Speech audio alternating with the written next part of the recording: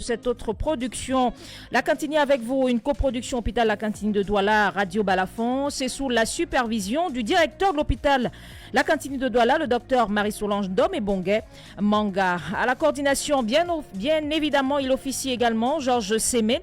Madame, monsieur, cette émission est la vôtre. Vous composez le 650 25 25 50 et nos invités se feront le plaisir et davantage le devoir de répondre à toutes vos préoccupations, bien entendu en lien avec la thématique. Bienvenue à toutes et à tous. L'hôpital La Cantine de Douala, toujours à votre écoute et encore plus proche de vous propose chaque semaine un programme d'éducation à la santé. Tous les samedis, un spécialiste répond à vos questions de santé. La Cantine avec vous sur Radio Balafon.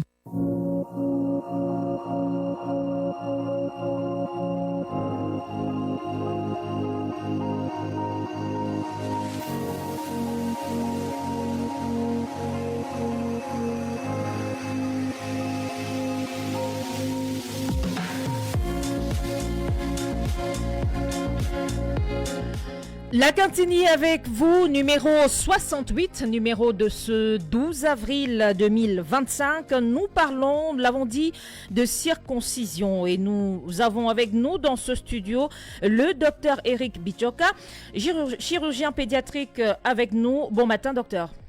Bon matin, Gertrude, et bonjour à tout le monde en studio. Bonjour à tous vos nombreux auditeurs, avec un coucou spécial à tous les chrétiens qui rentrent dans la semaine Tessen. Mais surtout, merci de recevoir encore l'hôpital La Cantine ce matin sur vos ondes. Et face à vous, c'est le docteur Gobaemi, Pauline Gobaemi, qui elle est chirurgienne pédiatrique. J'espère que c'est bien cela. Bon matin, docteur. Bon matin, Gertrude.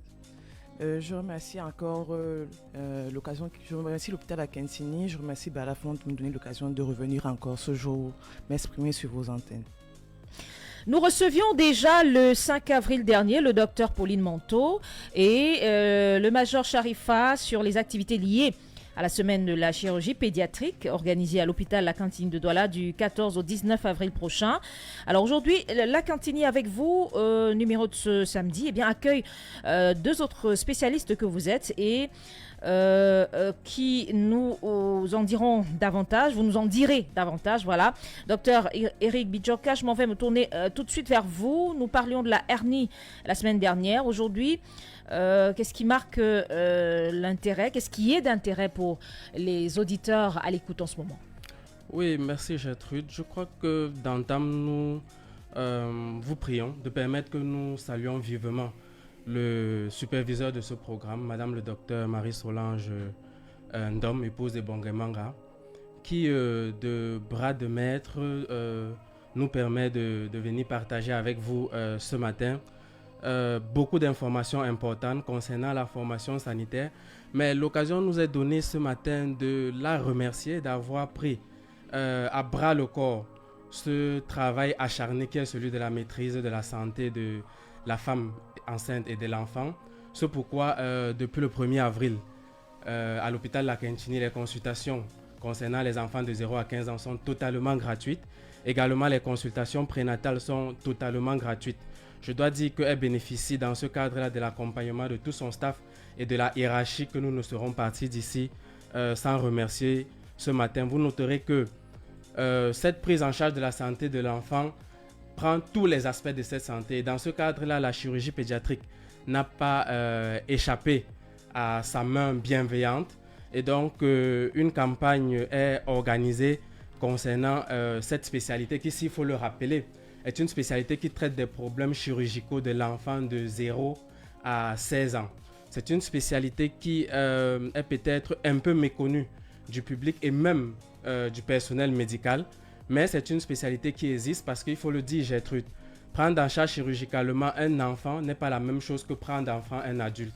Donc, on voudrait bien que lorsque on pense à l'enfant et qu'on se tourne vers la pédiatrie, c'est essentiellement de la même façon qu'il faudrait se tourner vers le chirurgien pédiatre lorsqu'on parle d'un problème chirurgical de l'enfant. Et donc, la hernie, comme vous l'avez bien dit, a été majestueusement présentée la semaine dernière par notre chef de service, le docteur Manteau Pauline, accompagné de notre valeureuse major, Madame Gomangan.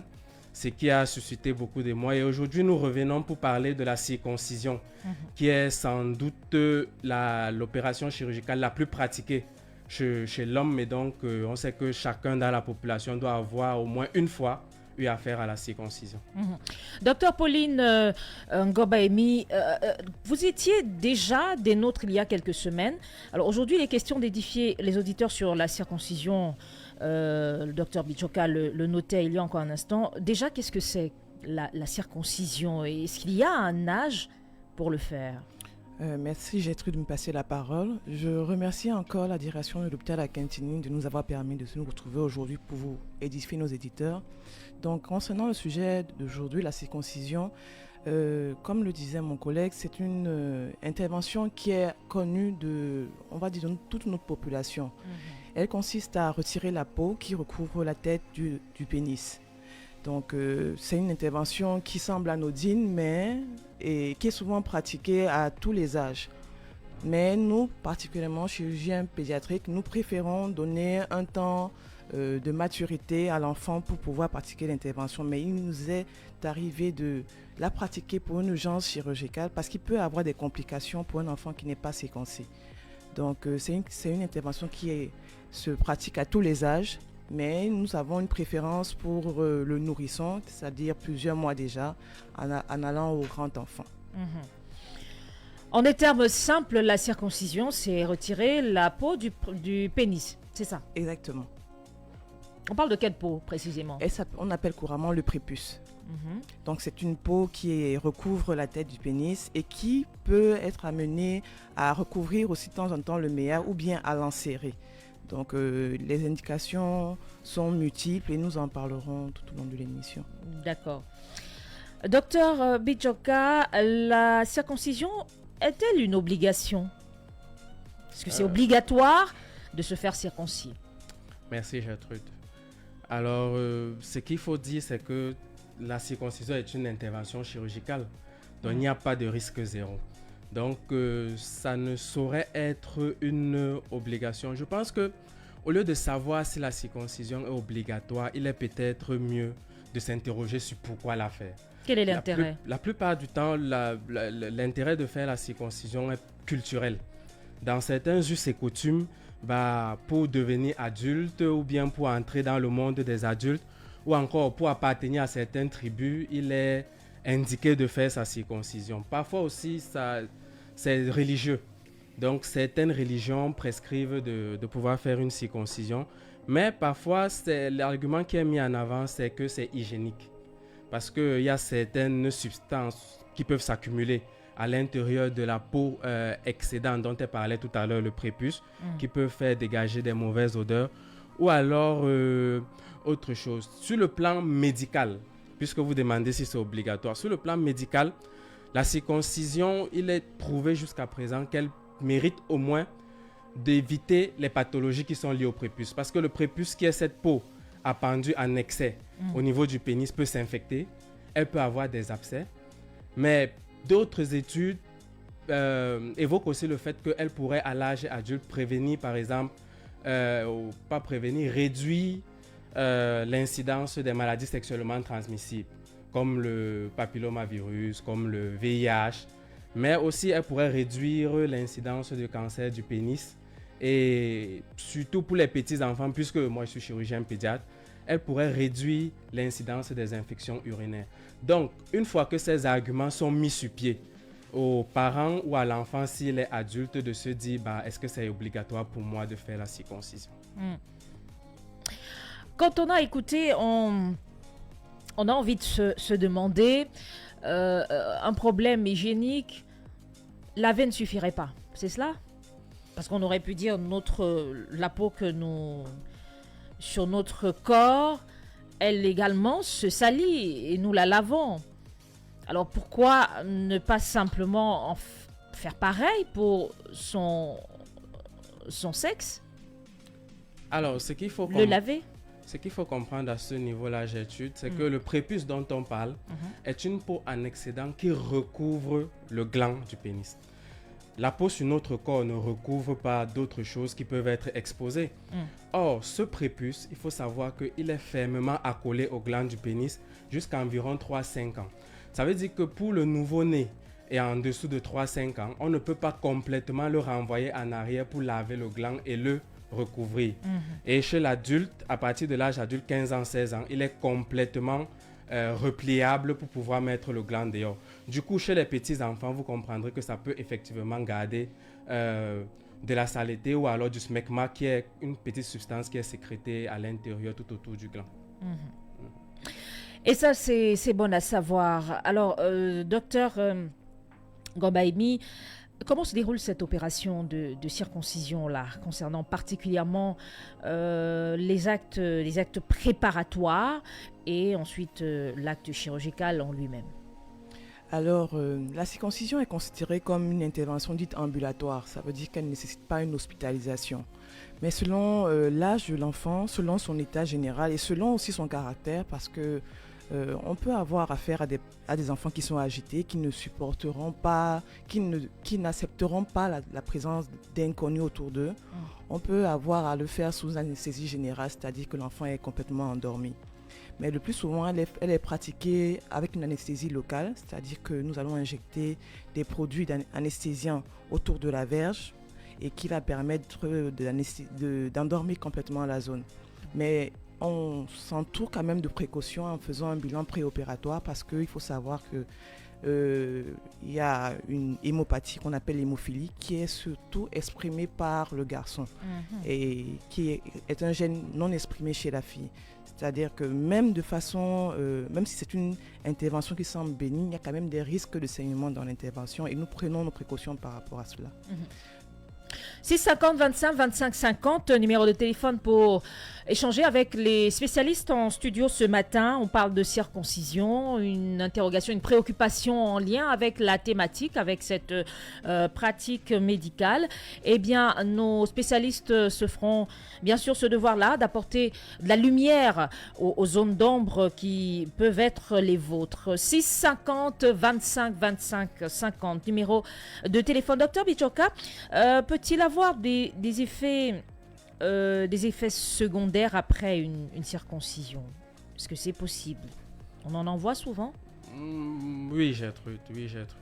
Puisque, on vous le rappelait tout à l'heure, ça reste une intervention chirurgicale. Qui dit intervention chirurgicale, je dis qu'il y aura des gestes qui peuvent avoir des conséquences. Ce qu'il faut dire, c'est que lorsque la circoncision est bien faite, on arrive à diminuer au maximum ces effets secondaires qui peuvent survenir, dont Dr Ngobaimi parlait tout à l'heure. Il faut une qualification et une expérience du pratiquant. La circoncision ne doit plus être pratiquée n'importe comment et par n'importe qui. Il faudrait qu'il y ait un matériel adéquat, il faudrait qu'il y ait de bonnes conditions d'hygiène pour qu'on puisse au maximum diminuer les effets secondaires qui sont à l'immédiat. Le saignement dont elle était en train de parler avec la constitution d'hématomes ou alors une infection qui peut survenir dans les gestes. Il faut juste noter que les effets secondaires ne doivent pas ici être péjoratifs ou faire craindre cette pratique. Nous dirons que cette pratique est tout à fait mondiale et lorsqu'elle est bien encadrée, elle se passe plutôt sans problème. C'est une interrogation d'un internaute. Docteur Ngobaimi, la circoncision peut-elle être la raison des différentes formes de pénis? Est-ce que parce qu'on a eu une intervention, je ne sais pas si je dirais pas normale, c'est ce qui pourrait justifier qu'on ait un pénis lorsqu'il est en érection, en forme de banane, en forme, dans tous les cas, pas droit. Est-ce que ce serait la raison? Merci de me passer la parole. Comme l'a rappelé mon collègue Dr Bichoka, il est nécessaire d'avoir une certaine expertise pour réaliser la circoncision. D'accord. Parce qu'il peut avoir des défauts dans la technique qui vont entraîner une déformation de la verge, mais ce n'est pas la circoncision la principale cause. de cette déformation. Ah, mais c'est possible. C'est possible parce que c'est aussi une chirurgie esthétique dans un certain sens. Ah, d'accord. Ça veut dire qu'on a aussi un rendu, que dans notre prestation, le parent aussi a besoin d'avoir un rendu qui soit acceptable, qui soit beau pour le parent. Mais dans l'ensemble, il existe beaucoup de malformations de la verge qui n'ont rien à voir avec la circoncision. Et ça, c'est bon à savoir. Ça peut être, comment dirait-on, héréditaire aussi? Ça n'a pas encore été rapporté. D'accord, dans les mais études. On rapporte des verges coudées carrément qui présentent un angle, même au repos. Vous avez dit des verges comment? Coudées. Coudées, c'est-à-dire? Ça veut dire qu'elles sont... En forme de coude? En forme de coude. Un angle. Ok. Et ça, c'est également bon à savoir. On rappelle le numéro de téléphone, Ibrahim. De l'autre côté, apparemment, quelques soucis avec la liaison téléphonique. Mais on se dit ça le fera avant le terme de cette émission. 650 25 25 50, le numéro de téléphone pour échanger avec nos spécialistes. On parle bien sûr de la circoncision. Alors, docteur Bichoka, dans le cadre de la semaine de la chirurgie pédiatrique, les circoncisions, on aimerait savoir, est-ce qu'elles seront au programme? Merci, parmi les différentes opérations qui seront réalisées. Merci de me passer la parole. Bah oui, la circoncision sera évidemment au programme de cette semaine.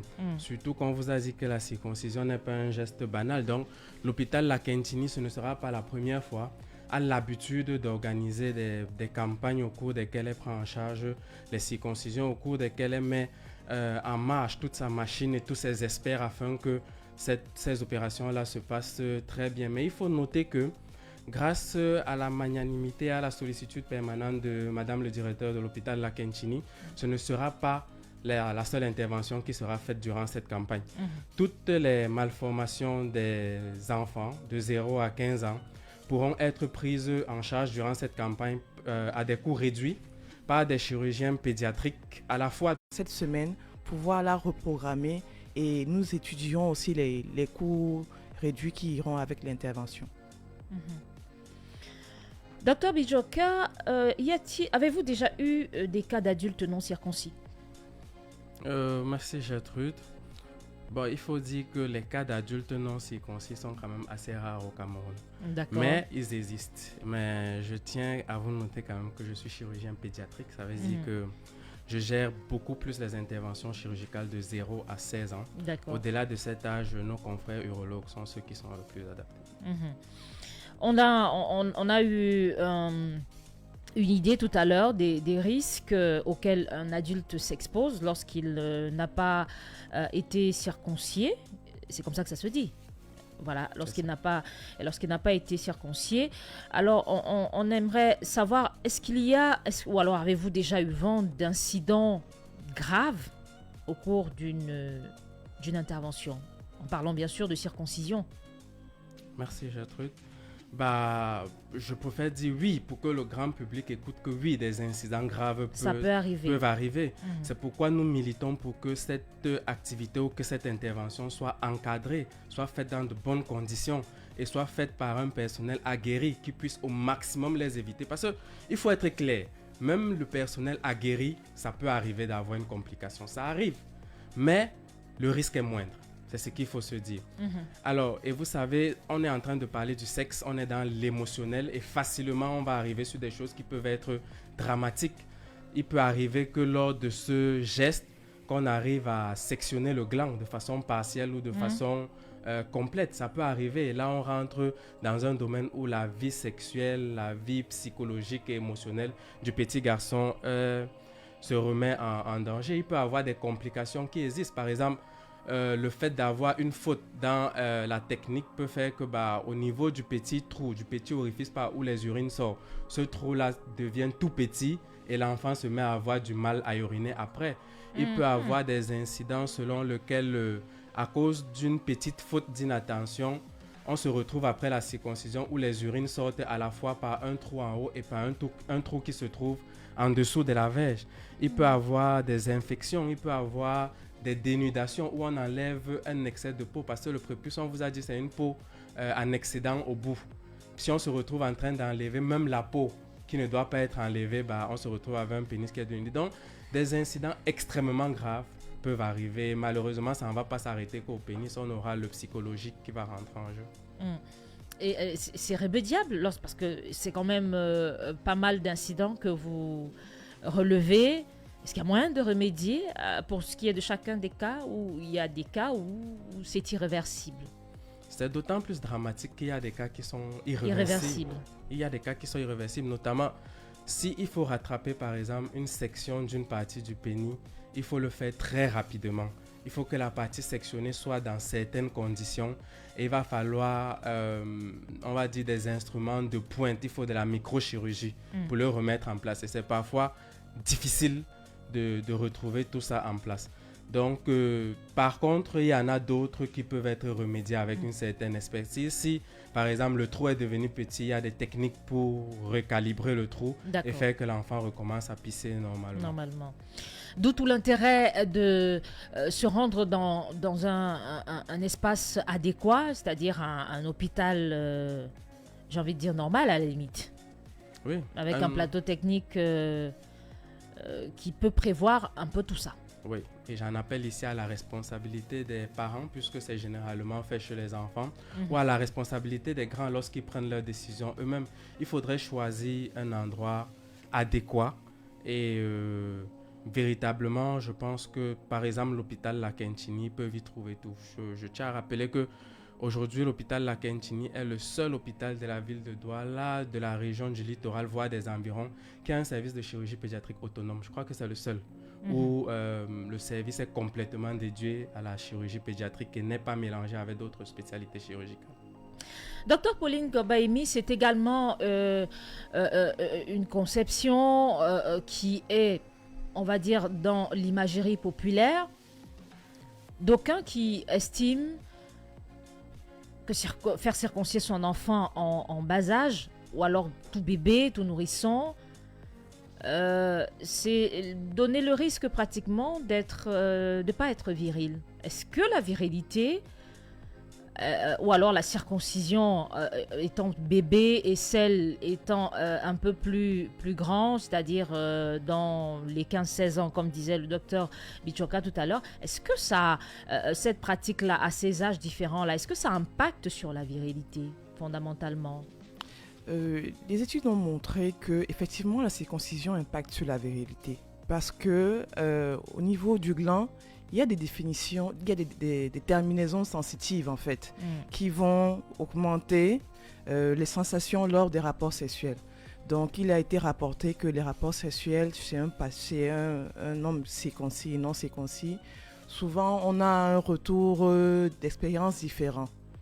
Donc, l'aspect sexuel de la vie aussi est impacté chez un patient circoncis et non circoncis. Celui qui a été circoncis nourrisson est-il moins viril que celui qui l'a été à l'âge de l'adolescence, par exemple? Non, ce n'est pas l'âge de la circoncision qui va jouer. Voilà, c'était ça la question en réalité. Effectivement. Il n'y a pas d'âge. Le fait d'être circoncis et de ne pas être circoncis, c'est ça qui fait la différence dans la vie sexuelle. Maintenant, l'âge auquel est pratiquée la circoncision, ça n'a pas d'impact sur la virilité? Non, il n'a pas d'impact, ce n'est pas rapporté. D'accord. C'est pas rapporté, c'est la précision du docteur Gobaimi. On s'achemine pratiquement vers la fin, on est même déjà tenu par le temps, mais on va sortir par là. Docteur Bichoka, c'est pratiquement le dernier mot au moment où on s'en va, aux millions d'auditeurs à l'écoute en ce moment, le message qui devrait être retenu au moment où on se sépare. Oui, merci Gertrude. Le message qui devrait être retenu, c'est que du 14 au 19, voilà une opportunité qui est donnée par l'hôpital Lakentini pour tous les enfants atteints de malformations d'essayer d'avoir une prise en charge adéquate. Donc la population est priée de massivement prendre cette opportunité et venir à l'hôpital Lakentini, essayer de voir si une solution existe pour le problème, mais surtout aussi de savoir que l'hôpital Lakentini n'a pas que une mission curative. On a également des missions préventives et donc même en cas où il n'y a pas de souci, il faudrait penser à venir à l'hôpital, ne serait-ce que pour avoir un conseil, surtout que dorénavant, les consultations pédiatriques et les CPN sont gratuites. Un dernier mot, docteur Ngobaemi, pour nous dire au revoir. Nous attendons les parents et leurs enfants pour les consulter. Ne pas oublier également que la chirurgie pédiatrique concerne aussi l'orthopédie. Donc nous pouvons aussi recevoir des patients avec des malformations d'axe osseux, c'est-à-dire les enfants nés avec des pieds mal formés. Nous les recevons également. Merci.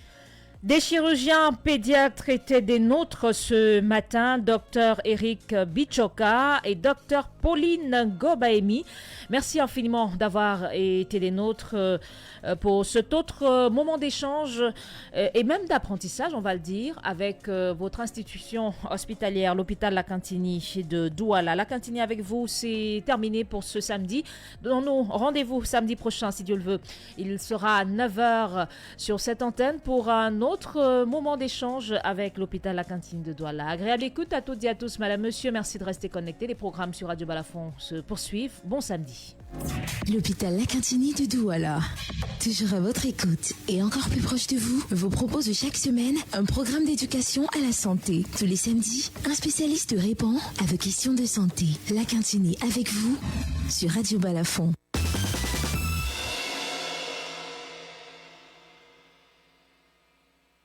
Pour des déplacements en toute sécurité avec le soutien de MTN, le ministère des Transports vous recommande de voyager à bord des bus équipés des caméras Iman Driver. Pour plus d'infos, appelez le 80 98.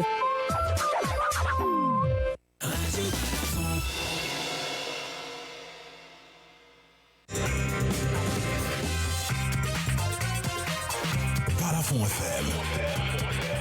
The ultimate frequency. Music, news, entertainment. All in one. Just for you.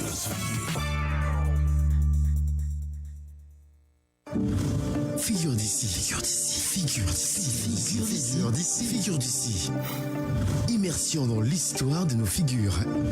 Figure d'ici, l'histoire de nos grandes figures, l'histoire de nos grandes légendes. Le passé recomposé au présent avec Emmanuel Coco.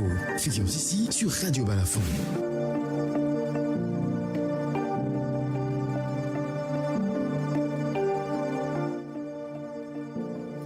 Votre fidélité nous émeut à l'écoute de ce magazine qui ressuscite les grands hommes. Car vous le savez, l'histoire fait des grands hommes et les grands hommes donnent un sens à l'histoire. Place à Félix Roland Moumi.